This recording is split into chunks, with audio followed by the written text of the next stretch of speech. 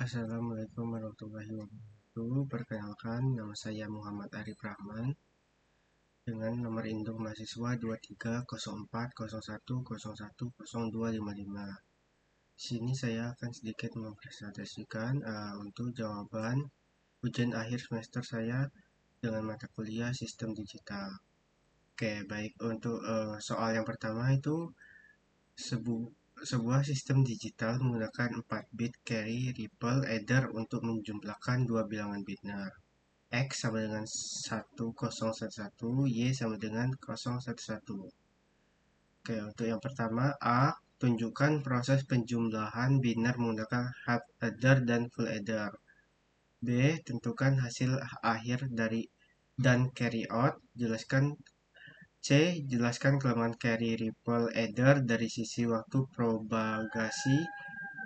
D, jelaskan bagaimana carry look ahead adder mengatasi kelemahan tersebut. Oke, untuk jawabannya itu yang pertama tadi, carry ripple adder diketahui dua bilangan biner 4 bit. X sama dengan 1011, Y sama dengan 0111. A. Proses penjumlahan biner. Proses ini menggunakan satu half adder untuk bit paling kanan, LSB, dan 3 full adder, FA, untuk bit-bit selanjutnya. Oke, baik, di sini bisa dilihat posisi bitnya. Input X, input Y, carry in, proses, hasil, carry out. Oke, lanjut untuk yang jawaban B, hasil akhir dan carry out. Hasil penjumlahan sum sama dengan 0, 0, 10, pangkat 2 kecil. Carry out akhir C, pangkat 4 kecil 1. Total 5 bit 10010, pangkat 2 kecil setara dengan 18 dalam desimal. C.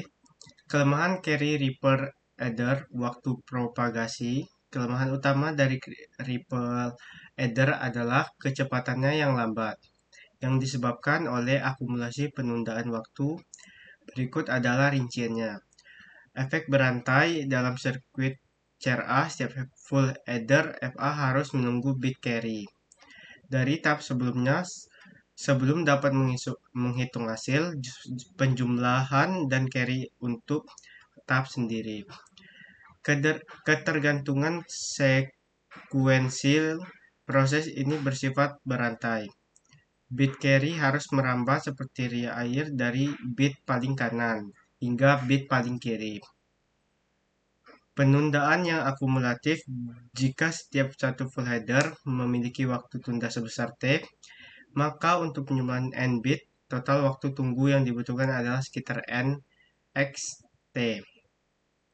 Tidak efisien untuk data besar. Semakin banyak jumlah bit yang dijumlahkan, misalnya pada sistem 32 bit atau 64 bit, maka waktu tunda total akan semakin besar, sehingga memperlambat kinerja unit aritmatika pada CPU.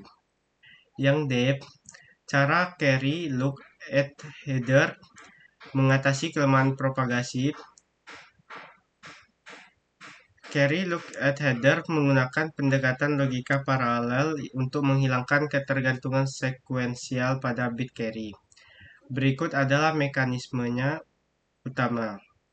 Perhitungan carry secara simultan berbeda dengan CRA yang harus menunggu carry dari satu tahap ke tahap berikutnya. CLA menghitung semua bit carry secara bersamaan menggunakan sirkuit logika tambahan. Konsep generate G dan propagate. CLA menentukan apakah satu posisi bit akan menghasilkan carry berdasarkan dua kondisi.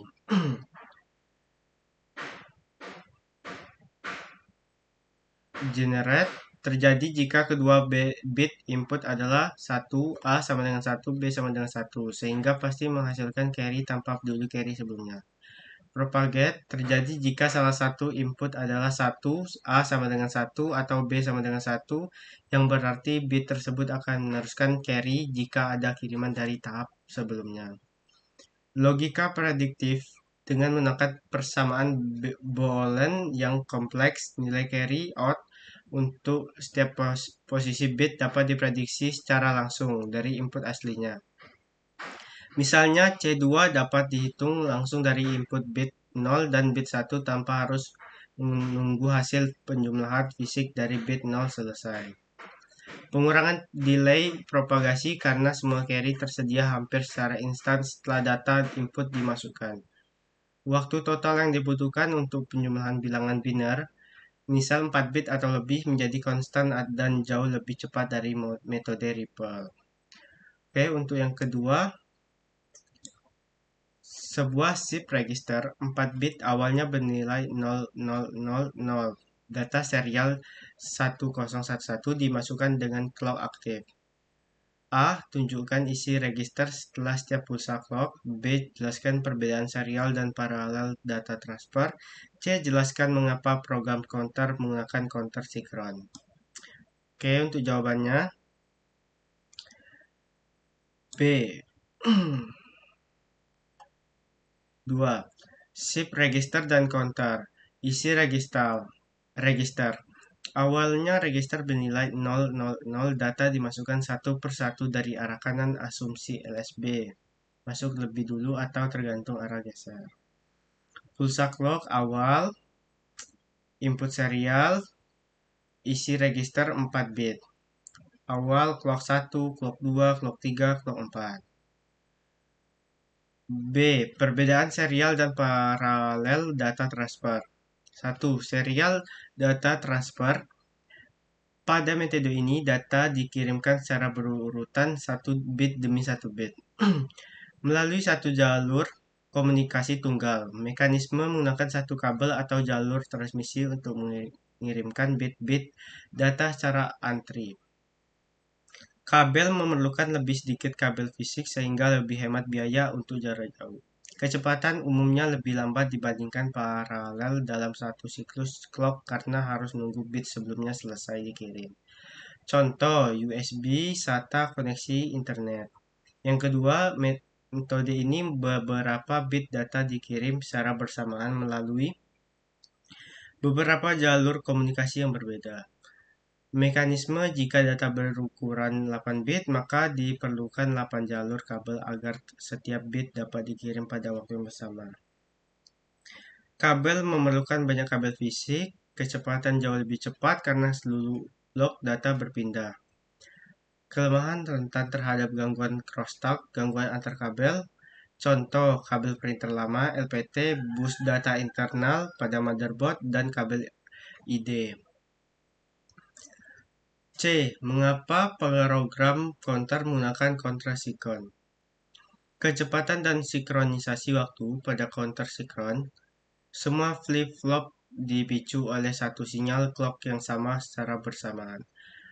Hal ini memastikan bahwa seluruh bit pada program counter berubah pada waktu yang persis sama. Menghindari efek ripple penundaan propagasi perbedaan dengan counter asinkron di mana output satu flip-flop menjadi clock bagi yang lain. Counter sinkron tidak memiliki akumulasi penundaan. Pada counter asinkron, bit-bit berubah secara berantai. Mencegah nilai transient karena semua bit berubah secara serempak, program counter terhindar dari munculnya nilai sementara yang salah bits. Keandalan pada frekuensi tinggi, CPU modern bekerja pada kecepatan clock yang sangat tinggi. Oke, untuk yang ketiga, soalnya itu diberikan data 8 bit 00111001 yang disimpan menggunakan Hamming code. A. Tentukan jumlah bit pemeriksa. Jelaskan prinsip penempatan bit pemeriksa. C. Jika sindrom error adalah 0100, jelaskan artinya.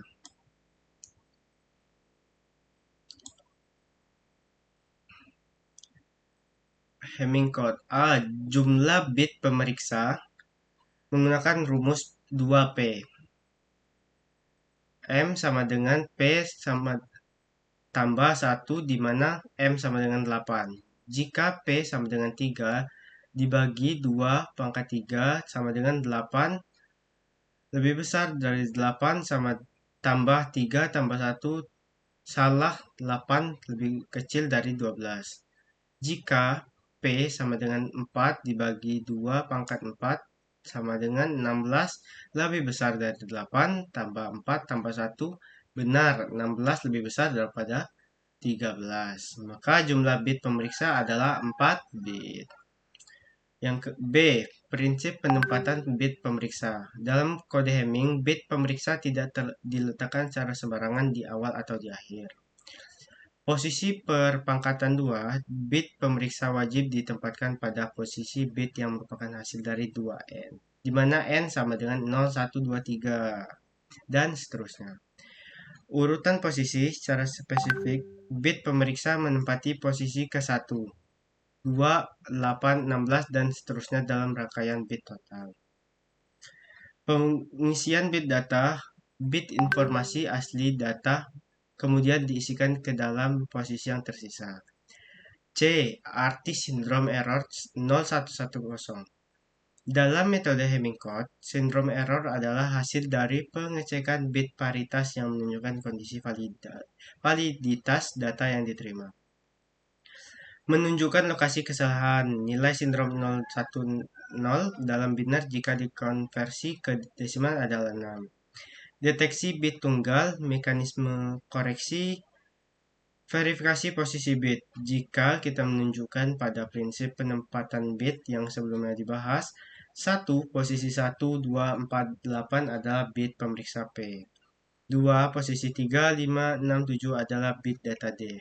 Jadi, sindrom 0110 secara spesifik menyatakan bahwa kesalahan terjadi pada bit data ketiga yang terletak pada posisi urutan ke-6. Oke, baiklah, sekian, terima kasih. Wassalamualaikum warahmatullahi wabarakatuh.